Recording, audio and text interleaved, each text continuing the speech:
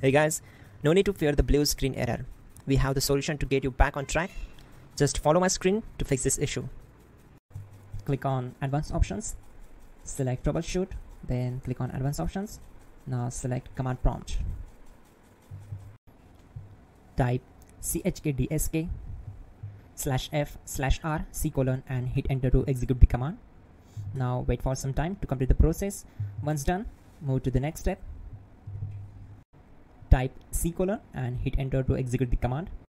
Now type cd space C: / and hit enter to execute the command. Now execute this command. Type cd space Windows and simply hit enter. Now type cd system32 and hit enter. Type in cd space config and simply hit enter to execute the command. Then type md space backup and hit enter. Now type copy space ** space backup and hit enter. Now execute the command md space backup1 and simply hit enter. Now type copy ** backup1 and simply hit enter to execute the command. Type in cd space regback and hit enter to execute the command. Now type dir and hit enter. Type copy space ** space .. and hit enter. Then type all and simply hit enter to execute the command. Let's move to the next command. Now type bootrec space /fixmbr and hit enter to execute the command. Type bootrec space /fixboot and hit enter.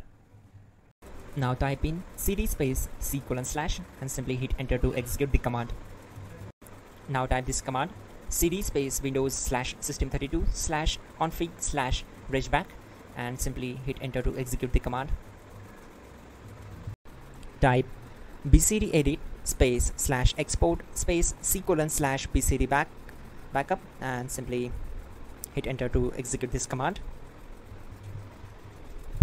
Now execute this command. Type cd space C: / and hit enter. Now execute this command.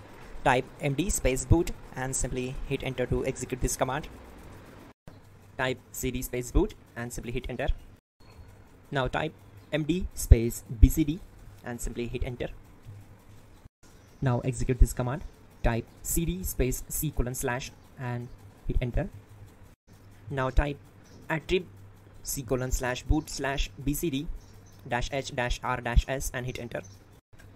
Now type run space C: / boot /bcd space bcd.old then hit enter.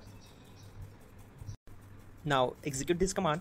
Type bootrec space /rebuild bcd and simply hit enter to execute this command. Now type exit and simply hit enter. Now click on continue. It will restart your system. So that's it guys, your problem is solved and you're good to go.